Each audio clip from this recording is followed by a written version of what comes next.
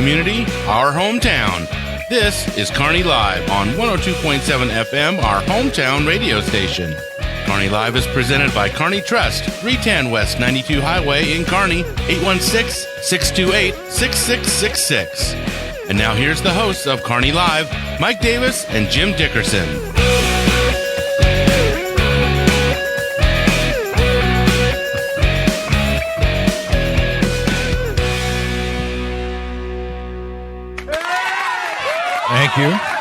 Thank you. Welcome to Kearney Live. That's our studio audience right there. It's really good to have them back. It is, isn't it? And thanks to Brian Watts, the producer, engineer, general manager, jack of all trades here at the radio station. Brian Watts puts the knee in Kearney. Just know that. Yes, absolutely. He's a remarkable individual. If you haven't had a chance to meet him, get in line if you want to buy him a drink, because everybody in town is doing that. This is a guy who cannot spend his own money at any local bar or restaurant. He is that popular. Welcome to the show, Jim. We've got a big show today. I'm glad to be back. Although I will say, the thing you just said about he puts the E in... with the knee in Kearney. Dumbest thing I've heard all day. Everybody laughed. You heard it. You're jealous because you didn't come up with it. If I'd have said it, it would have been... Right? Well, you know what? If I'd have said it, there'd have been crickets. I don't know. Every time I speak, there's crickets. Watch. Have any other questions? Well, it's good radio there, Jim. This concludes my report. Hey, it is a big show today, and I want to say I got 3 people in here. It is a fun lineup. We've got Jackson Ogden. We're going to talk to him in a second.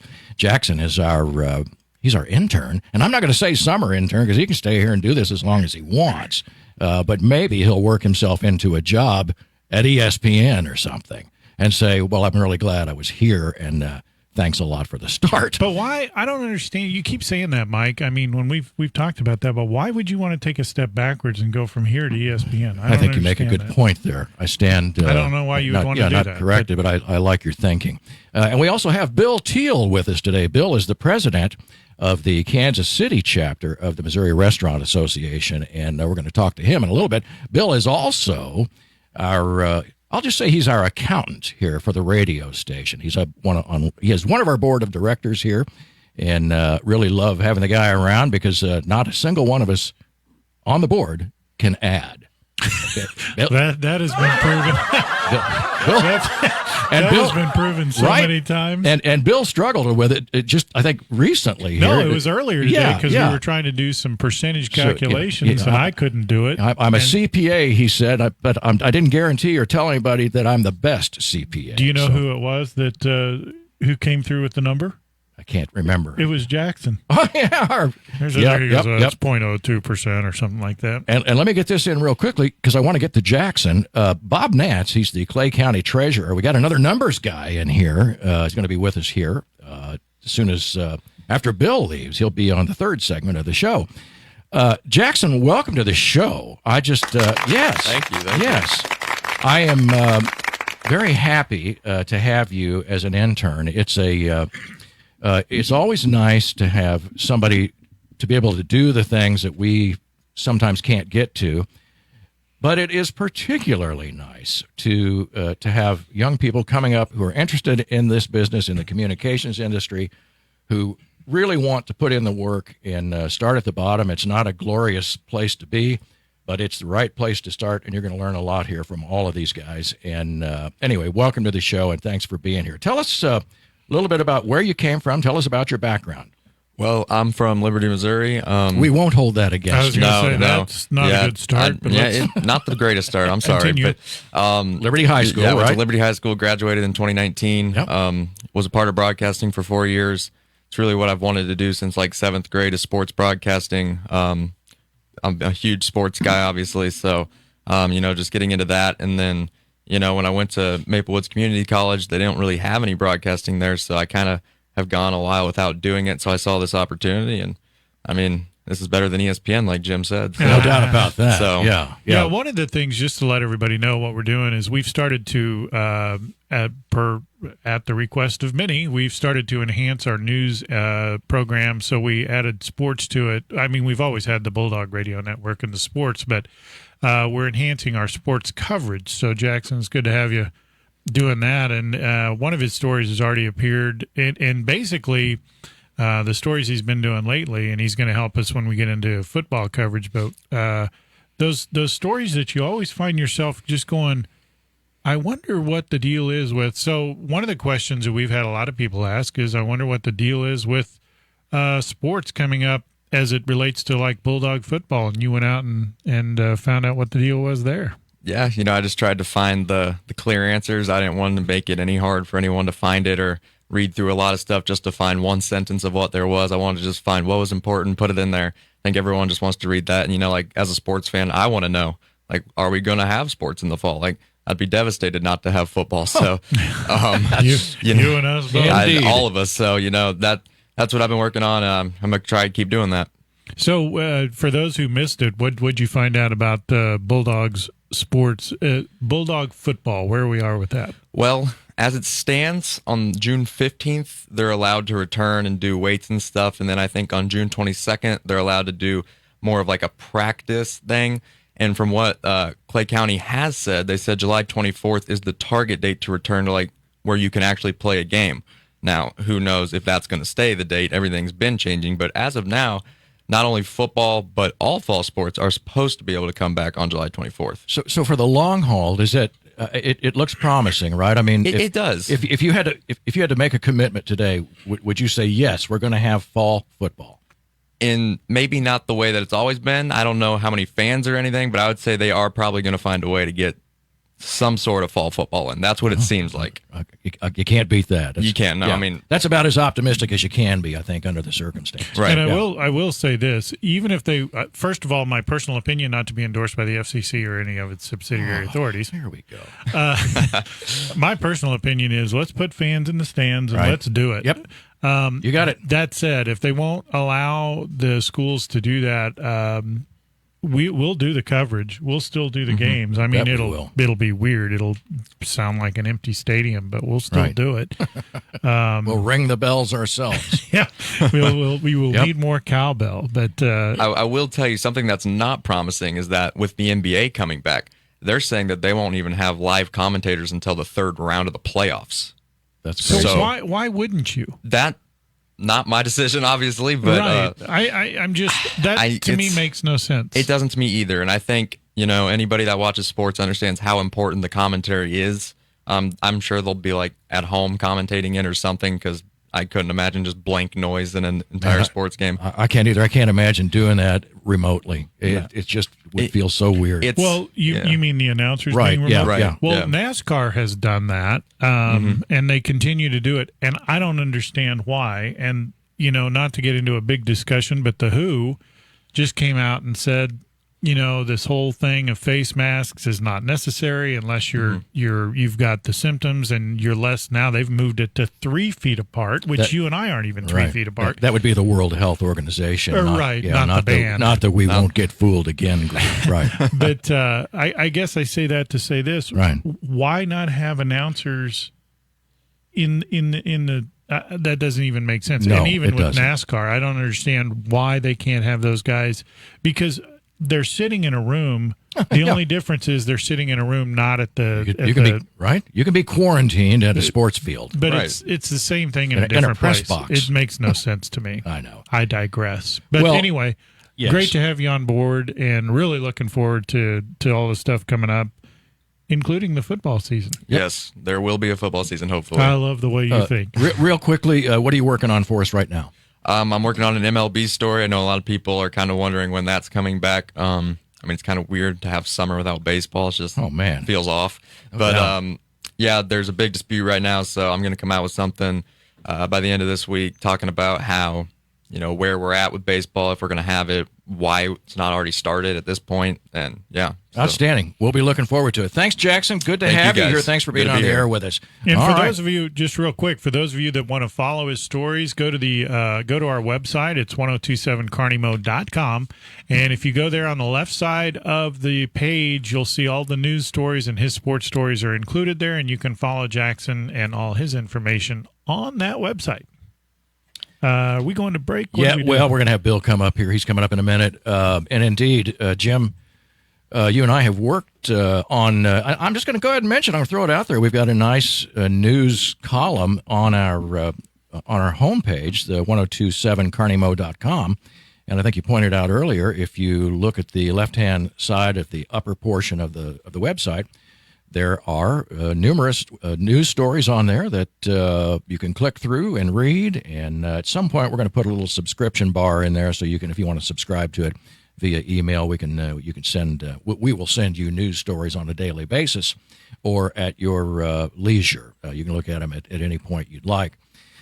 Bill Teel is here with us, and you guys made the switch in the chair over there. It was seamless. I love the way you guys did that. If you hadn't said anything, everybody would have thought it was just. But the TV thing magic. is, yeah, it really was. It was sort of elf-like, you know. Pretty slick. Yeah, Pretty you just slick. kind of snuck in here. But Bill, welcome to the show. It's hard for me to talk. I'm on radio, you know, with a trained professional. You are the president of the Kansas City chapter of the Missouri Restaurant Association. Well, right? not quite. I'm the executive director. Okay. We have a president every year that's a volunteer restaurant owner in Kansas City. So Okay. we have a good volunteer force behind just our staff that we have. I see. And tell me a little bit about, for folks who don't know, I would imagine anybody in the restaurant industry knows all about this, but the rest of us kind of explain what the Missouri Restaurant Association does and what your Greater Kansas City chapter does along with it. Well, the Greater Kansas City Restaurant Association is a chapter of the Missouri Restaurant Association, which is part of the National Restaurant Association, which I think most people have probably heard of. Hang on, I got to write all that down. And the National Restaurant Association actually started in Kansas City in 1916 with a dispute over the price of eggs. So there's a long history with restaurants and the Restaurant Association in Kansas City. We support local restaurants from a legislative side at the state level and at the city level. We award a number of scholarships every year to students who want to go into the hospitality industry. And we just try to help restaurants wherever we can through their business operations in the Kansas City area.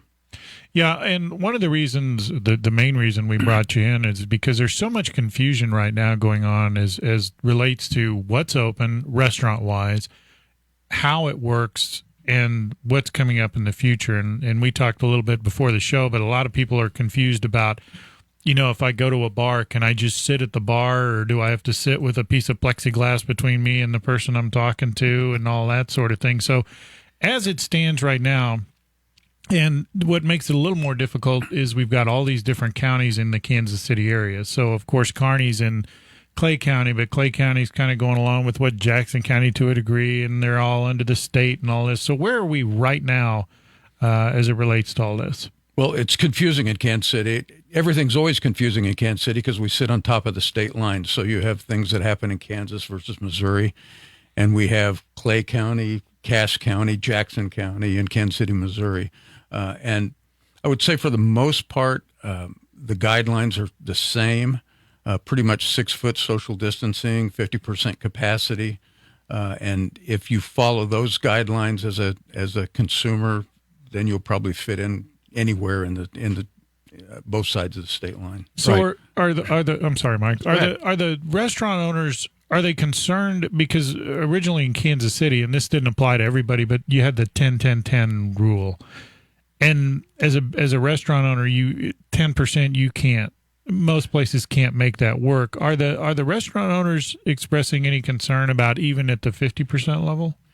I think they understand the 50% level and are working hard to make it work. No one's making a lot of money at 50%, but they're managing to get by and hoping for better times when we can move to 75% and eventually 100%. And I know some of the restaurant owners were concerned because of the way the financial program that was put out. The people were actually making more money by being on unemployment. Are they having any problems getting their people back, or have they said? There is some difficulty. I would say not a huge problem, but in some cases they're having problems getting employees to come back. The federal government kind of rushed to put these programs in place, and I don't think they saw the conflict between the PPP loans and bringing employees back and the unemployment bump that everybody got for being out of work. So there's kind of a conflict there that everybody's trying to work through. Right. We spoke a little bit before the beginning of the show here, Bill, and my wife and I were out at a couple of restaurants over the weekend, over the past couple of weeks that have been opened in the Northland in Platte County. And our, I guess, focus group of one or two restaurants would indicate that the restaurant staff, those servers and the folks who are actually doing the footwork, the legwork, cooking and serving the food and taking orders and so forth, sort of indicated to me that when I asked them in a very sort of casual fashion, they're just kind of over it. Aren't you going to be glad when you don't have to wear those masks? And that's sort of commentary, and the response is, pretty much everybody asks us that question, and we're just kind of over it. And what do you hear from your membership base as it applies to the sort of the rank and file out there in the restaurant industry? I don't think there's any question. Everyone would like to see things get back to normal, and it's probably not just in the restaurant industry. It's probably everywhere. People are tired.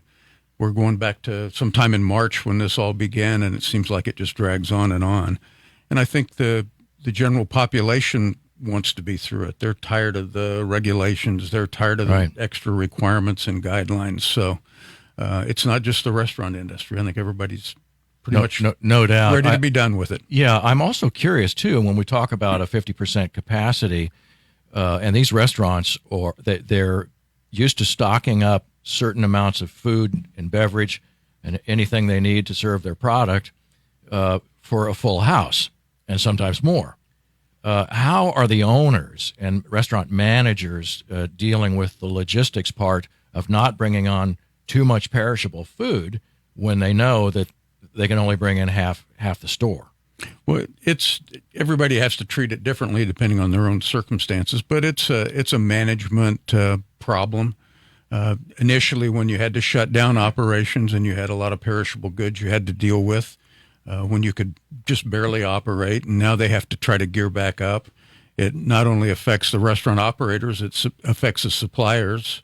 When they have to build up their warehouses, they have to bring in more product to be able to serve the restaurants. So it's going to take a while to kind of bring things back to that normal level, and it takes some management to get it done. Right. What are some of the things that you're seeing done inside restaurants as that sort of management is being put into place? What are some of the things that you see as you sit down and you're served? What are you seeing there? Well, I think what consumers will see is more of the sanitation side of it. You'll see either disposable menus or menus that can be sanitized and cleaned after every use. You'll see, in most cases, servers and people in the front of the house wearing masks. That kind of varies from restaurant to restaurant and among municipalities. You'll see the 6-foot social distancing, even when you're waiting for a table. They try to keep you spread out. Mm-hmm. And I think servers are very conscious about the contact with customers. When you look at it, there was some worry about servers and customers and contact and spread of the disease there. But when you think about it, the servers really have very little interaction for very long periods of time with customers, and they're trying to even minimize that at this point. So everyone's in the restaurant side of it's trying to be as conscious as possible about social distancing and keeping consumers safe. Are the owners and the employees that you talk to, are they expressing frustration in, not only are the guidelines a little not clear, but everything seems to move. Everything seems to change because we hear, wear a mask, don't wear a mask, 6 feet, 3 feet. oh, it can be spread just because it's Thursday, and then next thing you know, they say, well, you can't spread it if it's if you touch something. As a business owner, how are you supposed to react to that when it changes every 5 minutes? Well, it's confusing, and it's particularly confusing for restaurants that may have a restaurant in Kansas City, Missouri, one in Johnson County, and one up in Platte County. Right. And the guidelines are all a little bit different, and it's even been a struggle, even at the state level, as we look at all the municipalities around the state to try to understand what all the different guidelines are and what you have to do to be within those guidelines, and then react to them as they change, it seems, every week or two. Are the local health departments involved right now, or are they sort of standing aside while county governments are working through this? For the most part, local health departments are standing aside. Kansas City, Missouri has an active health department. On the Kansas side, it's the Kansas Department of Agriculture that manages the restaurants. I would say, and this goes back, I'll look at Mayor Lucas as they rolled out the new guidelines, and he basically said that, the police, the health department, they can't police all of the activities. So it's going to be up to individuals, both owners of restaurants and the individual consumers, to do the right thing. And I think it boils down to basically social distancing. So it's up to all of us to follow common sense, I would say, to make sure we're all safe and work our way through this. And do you remember? I don't, because I've completely lost track. Maybe you know, Bill. When do we go into the next phase? I mean, I'm. What are we, phase two now? I think we're in phase two, yeah. but it changes every 7 minutes. It is. Kansas City, Missouri is their guidelines run till July 5th. The state of Missouri runs through June 15th. And we expect that we'll hear something from the governor yet this week about what the guidelines will be going forward. And they'll probably loosen them up a little bit more. And I think it was kind of interesting, not to bring this up, but you had that deal with, remember the thing at the lake? Oh, yeah. The crowded everybody beach and swimming pool and lake, yeah. And they didn't have one case that came out of that. Not one. They had one guy that tested positive, but they later found out he wasn't even there. So as you move forward, I mean, with things like that going on, there's shenanigans afoot. I don't even know where to start with half that, but I don't know. Well, yeah, I think you just shared some of your own frustration. I don't blame you. I'm right there with you. Well, I think that's where you follow common sense, and I think it's up to each individual. If you're not comfortable going to the lake and standing in a pool shoulder to shoulder with everyone, then don't do it. If you're not comfortable going out to a restaurant right now, then don't do it. But if you are comfortable and you're not worried, then just go about your daily life. And I think that's the best way that Bill, everyone should approach it. That's common sense. That's not going to work. That's not going to work at all. But you know what? That kind of goes back to what Jackson was talking about earlier when we were talking about football games. I would say the thing holds true. On like a high school football game, if you want to go. If you're sick, don't go. If you don't feel comfortable, don't go. But to make everybody just shut down the whole world because somebody might have some. Exactly. And I think when you look at the economic impact of that, and I think that's why we got Bill here in the first place. I mean, what are you hearing from some of the restaurants as it applies to how this has impacted them economically? Oh, it's a huge economic impact, and I've heard numbers that anywhere from 10 to 30% of the restaurants in the country will end up closing when this is all said and done, and that's hard to measure what a negative impact that is, and so I think as when we look back in the past, look back at this in the future, that we'll see that we probably overreacted. Quite possibly, I would agree with that, and not only that. So using the one thing we've heard so far, and I don't know this for 100% sure, but my understanding is in Kearney, Missouri, we have not lost any businesses yet to the virus. Now, we're not fully reopened, so I don't know that one isn't going to come up. Number two, though, if you take a place like Zona Rosa, they've lost 3 or 4 restaurants, big restaurants, and that's a huge economic thing for them. How many you may not know, how many restaurants do we maybe not know about yet, where they're like on the edge? Yeah, right. they're on the edge, and they're I think waiting to see there are what a number happens. of them on the edge. A lot of the small, kind of marginal restaurants.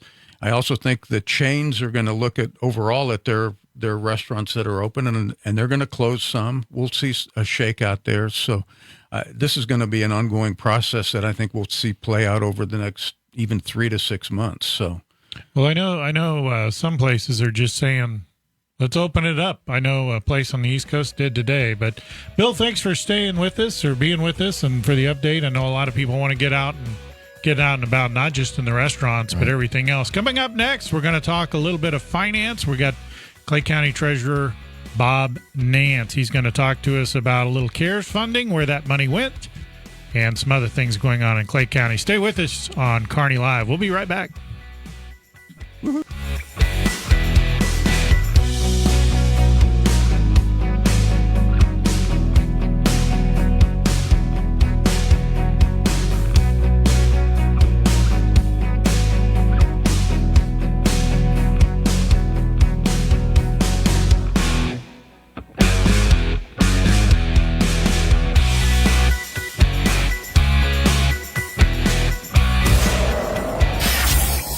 Thank you. We appreciate the support of local underwriters like these fine businesses. Simplify your banking, simplify your life. It's easy with Kearney Trust Company. The world has become fast-paced, and we understand that you are busy. That's why we offer a banking experience that's as simple and stress-free as can be. Kearney Trust goes beyond convenient locations and good customer care to offer banking services that make managing your finances quicker and easier than ever before. Online, bill pay, e-statements, and mobile banking are available to give you a positive banking experience so you can get back to your life and activities. Kearney Trust also provides capital to people and businesses so they can achieve their goals. Whether you know exactly what you want or just need someone to talk to about your dream, you can speak with them and work on that dream. You may just be getting off the ground or ready to move into your brick and mortar building. Kearney Trust will provide you and your business with the resources you need to succeed. Kearney Trust Company is your partner for success with 2 convenient locations in Kearney at 310 West 92 Highway and 701 Watson Drive in Price Chopper. The phone is 816-628-6666. Kearney Trust Company. Banking you can trust. Member FDIC.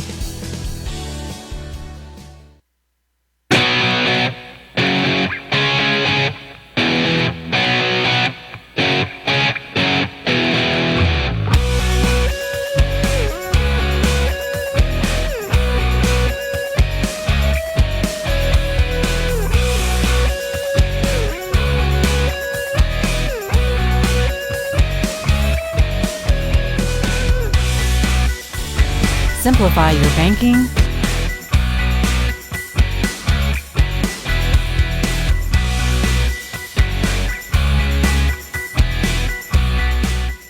And welcome back to Kearney Live. Glad you're back with us. I'm Mike Davis, your host on the Wednesday show, the Live Wednesday show, with everybody here.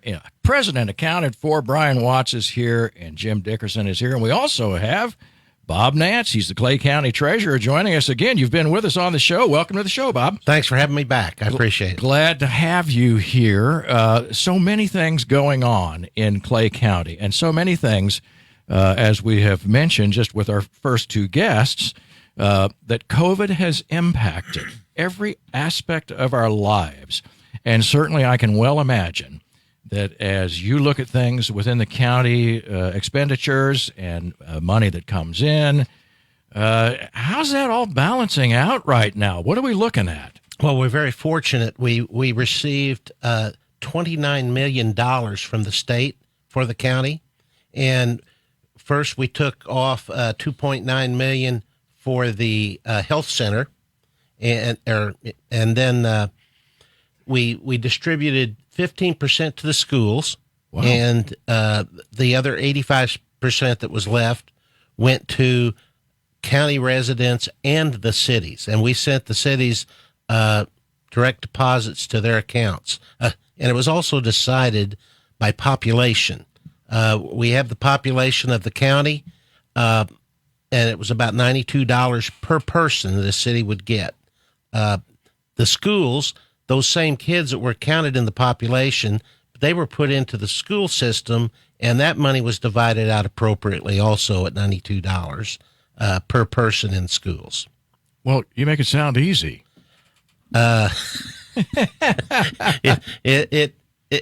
After looking at it, yes, it was pretty easy. It's getting the money out there, and one of the things that's this COVID-19 money is for incurred expenses. I see, and that is something that you have already spent money on, right? And you can document that, or that you in going forward that you do, and that money is good through the 30th of December this year.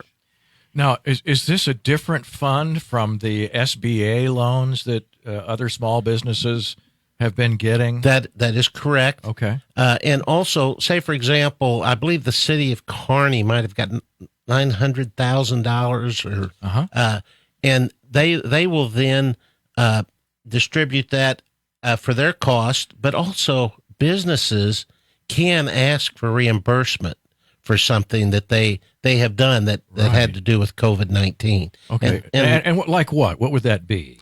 Well, I can tell you for sure the county even, they had their facilities, and they took those individuals and put them into what they called environmental help.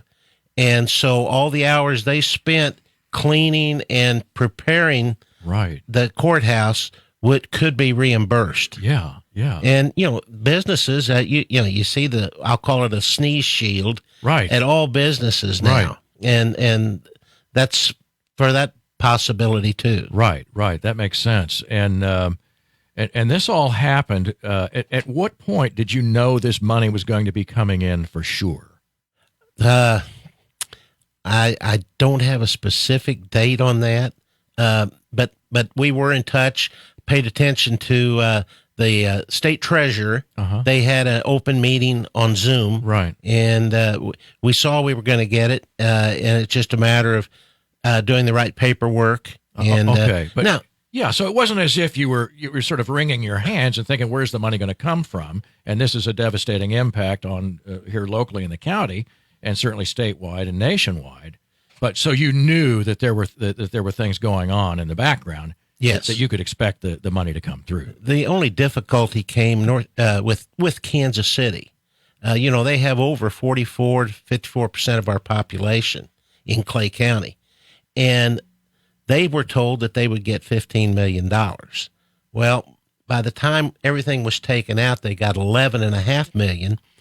But their school districts received a lot of money, and so and half of the health department takes care of Kansas City, and so if you add those numbers together, you come pretty close to the $15 million they wanted. It was just distributed a little differently than they wanted. Right. But Kansas City they also get money from Jackson County as well, and Platte County, and Cass, right?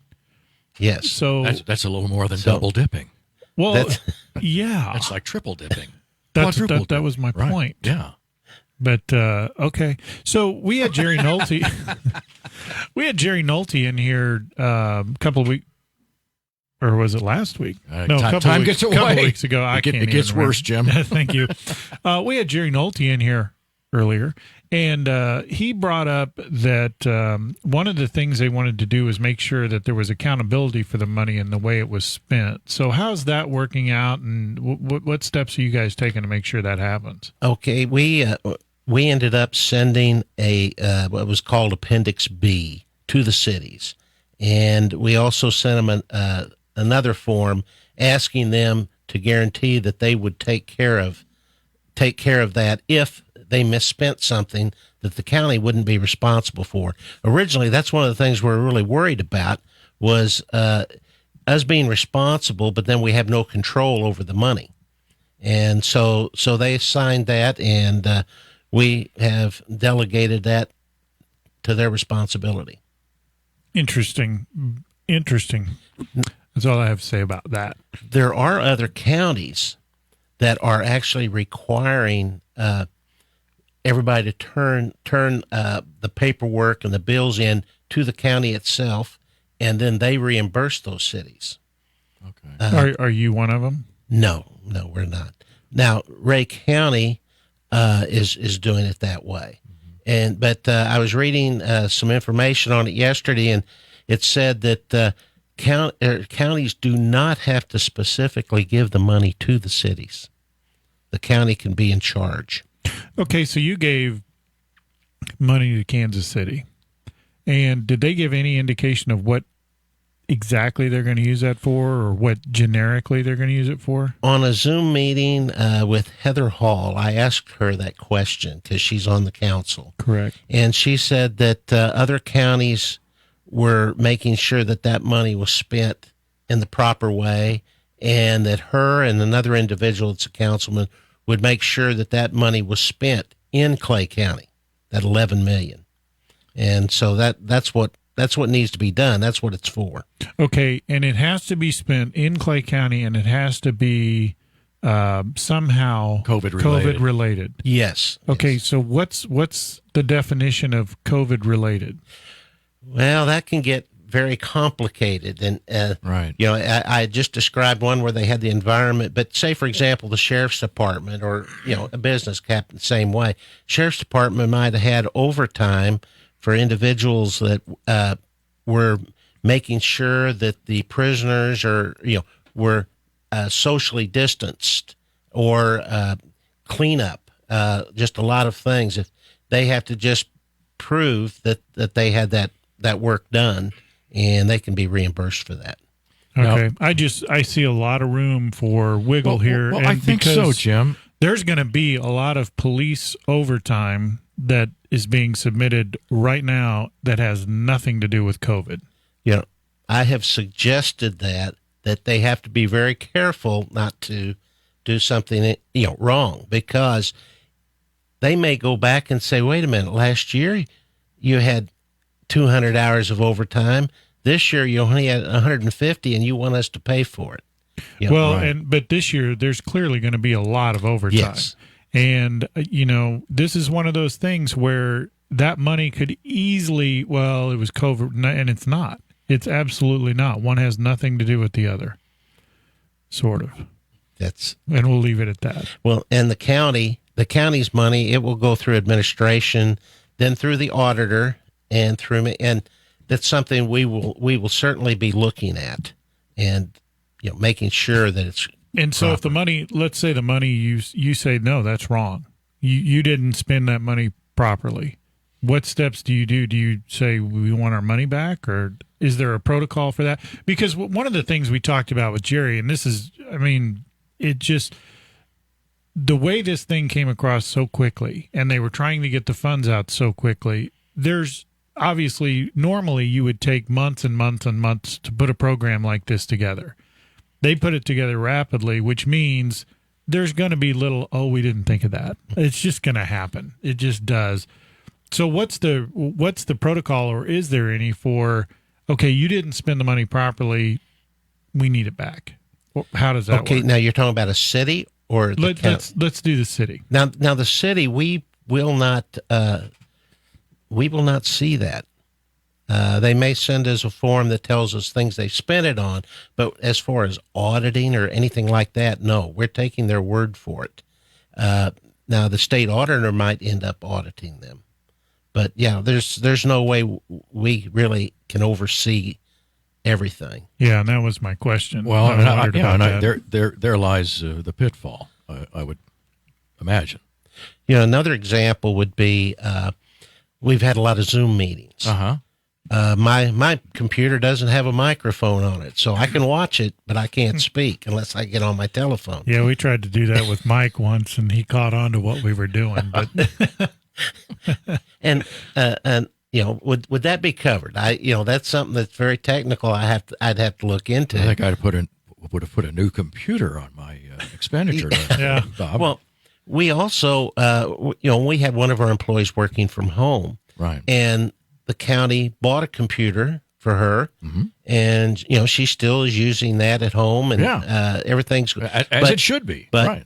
Is that covered? I think it would be, but it's something else that I would we have think to it be would sure. be because she wouldn't have been working Yes. from home had this not happened. Yes. Again, I think this, get, but there's a lot of it all starts to come back to the reasonable person test on a lot of this stuff, and there's not a lot of reasonable people out there. So we're getting ready to take a break here. We've got Bob Nance in studio with us today. We're going to find out a little bit more about some of the expenditures. He's the Clay County Treasurer. We'll be right back. Stay with us here on 102.7 FM. You're listening to Kearney Live.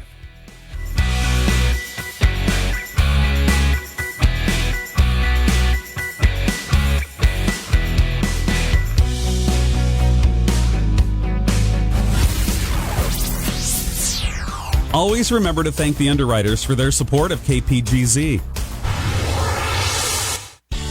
Simplify your banking, simplify your life.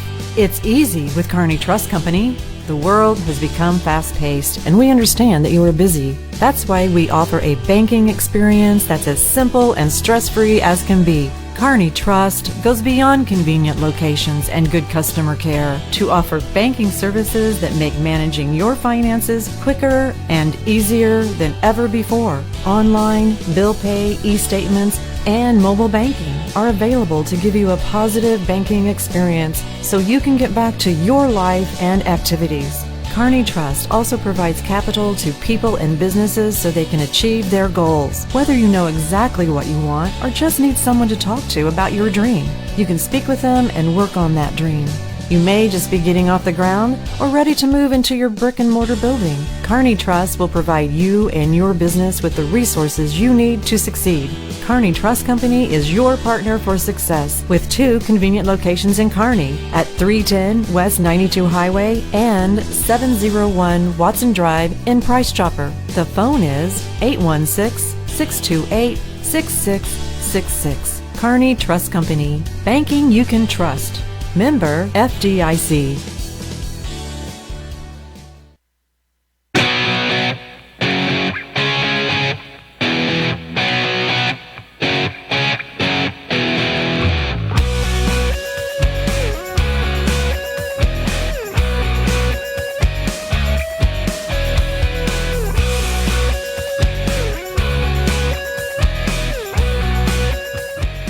And welcome back to Kearney Live. I am your host, Mike Davis. We are in today with Bob Nance, Clay County Treasurer. And Bob, you are the temporary Clay County Treasurer, I guess. You're officially the Clay County Treasurer. Tell us how you got there. It's through an unfortunate death of the last, yes. Ted Graves passed away.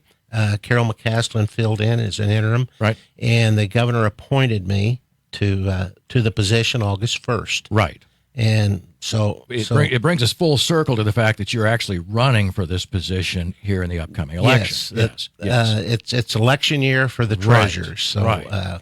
And I want to talk about that. But before we get to it, I want to talk about how sales tax revenues obviously declined during the quarantine. And we'll get off of that in a minute and cover a little bit about your campaign. But it's clear to anybody who runs a business that revenues were down. Therefore, sales tax is going to be down. How has that played out in Clay County? We were very fortunate in Clay County. Well, in fact, all the counties that really got surprised. We did $2.6 million in general sales tax. Last year we did 2.8, and that's from the April tax. We just now received that. But, with all the businesses being shut down, to only be down $200,000, there was an increase in the use revenue, use tax, and it was increased about $200,000. So actually, for the year, we are up $30,000. Wow, go figure. We're coming into another. I mean, obviously, we kind of split quarters here and all that. What are we looking for as we've got another section coming? I think I have to be optimistic. I mean, we are coming. Because I will tell you, while we were in commercial break, I just got a revenue forecast for as it relates to like travel and all that, because they've talked about V-shape, U-shape, and all that. There are some industries that at the current trend if everybody will keep opening up, we would be back at 100% by when do you think? I'm going to say late September. Bob? Late August for me. It's August. Outstanding. And, there were people saying we'd be under until a year from now. Right. And now all of a sudden these projections, and they're projections, but they show us at August. So do you think with that information and based on what you've seen, it's possible sales tax wise will come out okay on that? And sometimes it depends where you are. I think I saw where Platte County was down 20%. Right. The state was down 22%, but they don't get any money on groceries. Home improvement made a big thing for us. A lot of people. We're fixing their houses. I was going to say, I'd like to say on behalf of myself, you're welcome. I was able to complete every home improvement project I had. I made a few up, and I'm done. I was sitting there going, what else can I do? I don't think it hurts that the big box stores, who will not be mentioned on the air, for they are not paying us any money, but you know the ones I'm talking about, the big orange one and the big blue one, they were open through this whole mess. And so there you go. And I don't think they were hurting it. That personalized parking spot they have for me isn't there accidentally. Yep. I know I think most grocery stores were this way, but I know of one that actually doubled their volume 1 week. Now, the rest of the time, maybe it was only up 70%. Right. But when you can't eat at a restaurant, you're buying groceries. That's true. That's a good point. Yeah. The state gets money if you go out and eat, but they don't if you eat at home because the state doesn't get tax on groceries. There you go. Well, who knew?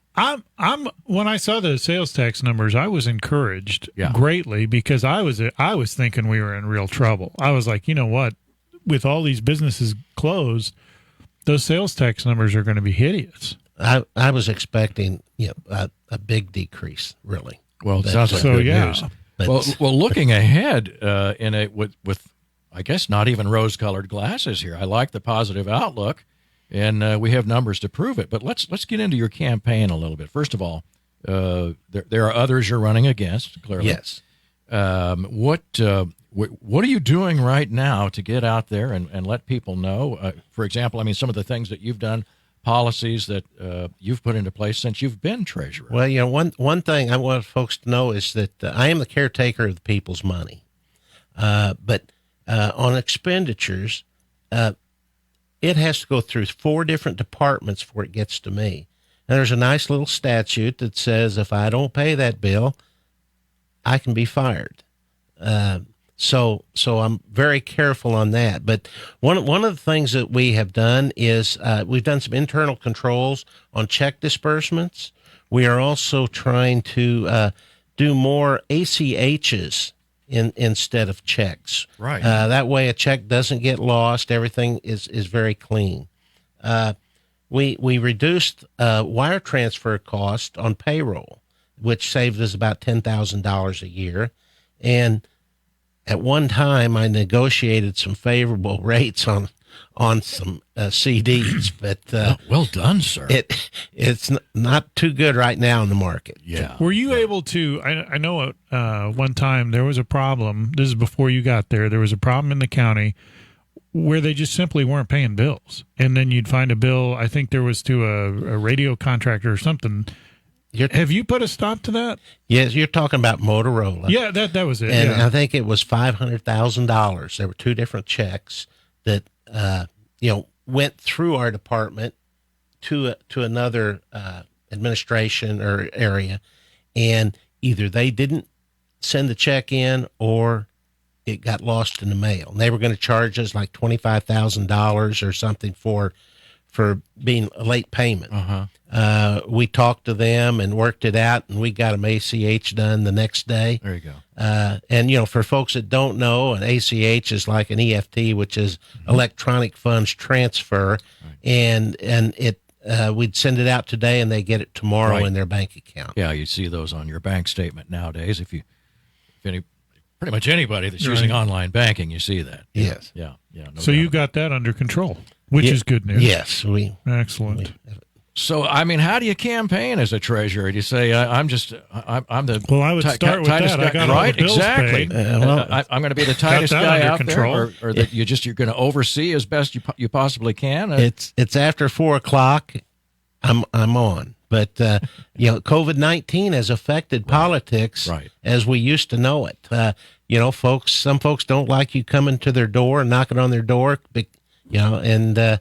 you put up a lot of signs, but communicating, it's tough. I don't mind calling people, but a lot of people don't like to be bothered with political calls. Right. You know what I would do is I would get on a radio TV show and I think so. I think that'd be a good idea. I don't know. You're doing that now. I wouldn't mention any names, but No, the initials are KPGZ. Yeah. Hey, I will tell you this: of the people who won in the Kearney elections in this last go around that we had on June 2nd, Right. Yeah. Huh? you know what every winner had in common? No, They appeared on this program. Is that Every right? single one of them, 100%. Things are looking up for that's you, all I have Bob. to say about Things are that. looking up for you personally. Yeah. They still need to vote August 4th. Well, that's No true. doubt about that. Yeah, that's something else. Your vote is August 4th, so we don't want them to sit and think it's in November. That's correct. It's a primary, and there's nobody else running in the general election on the other side of the ticket. So it's very important in the primary that you get out and get your vote in. That's correct. for- And obviously, you have to decide when you go in whether you're going to get a Republican or Democratic Ballot. ballot. And I don't. You might think I'm a Republican, and I am. I don't know. What's a Republican look like? I tell you what. Yeah, you put that question out there and some nasty responses. We're gonna hear here they back. come. Yep. But I will say this. So you are affected, too, by the new thing the governor put out regarding mail-in ballots. Because if I remember right, the August primary is included in that, in these mail-in exception ballots. Yes. So, but as indicated on our KPGZ news page, if you read the story, it's not that everybody gets to vote at home. There's restrictions to it. Tons of them. Yes, and that's it. I think one of the restrictions is you have to sign it in front of It's a going to be notary. notarized. Right. A notarized ballot. Yeah. If you can do that, you might as well go to the polls and vote. Exactly. Thank you. Yep. I thought that was the first thing I thought when I read it. I was like, well, if you can go through all this rigmarole, why can't you just go vote? That is the reasonable Now, person test. I'm going to Yep. say this publicly, and I'm going to probably, here come the comments and stuff, but Let if you 'em. can go Let 'em. stand in Walmart, Target, Home Depot, Lowe's, and everything else, you can go vote. That's all I have to say. Yeah. I don't. Or peacefully protest anywhere on the planet. Yep. I'm just saying. I'm just saying. Anything else, Bob? I've covered all your questions here that I had that Mary sent me, and I don't know unless Mary wants to get on the air. I don't think she does. Here, She's sitting in the same room. Let's just summarize it this way. Bob, why should I vote for you? Attaway. Because I'm the best person for the job. And I make sure there's mailers out there. I've been on so many different boards and different clubs. I was a state representative.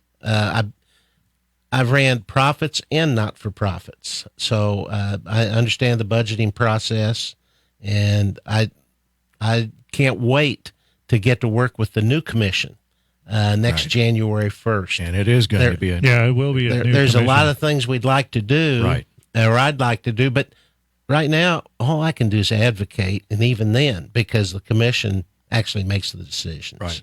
And so this is a little off the set. Well, first of all, I will say most of you probably, if you're watching this show, know that Bob's got a long history of politics. He's not new to the game, so he's pretty well known.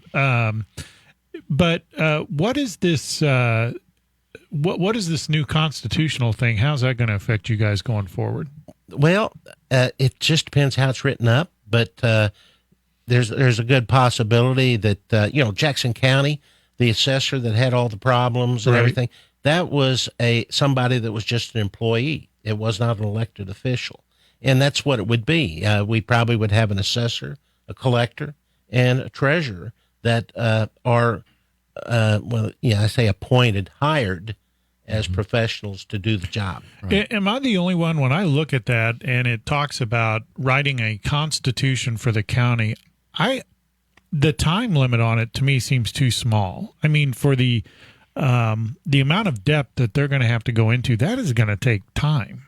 Am I the only one that thinks that it's like this is how we got in trouble with this whole financial COVID thing? Because and I'm not criticizing that, they had to get those monies out. I get it. But the Constitution, we don't have. It's not like we need to just get this thing knocked out right now. We'll be fine.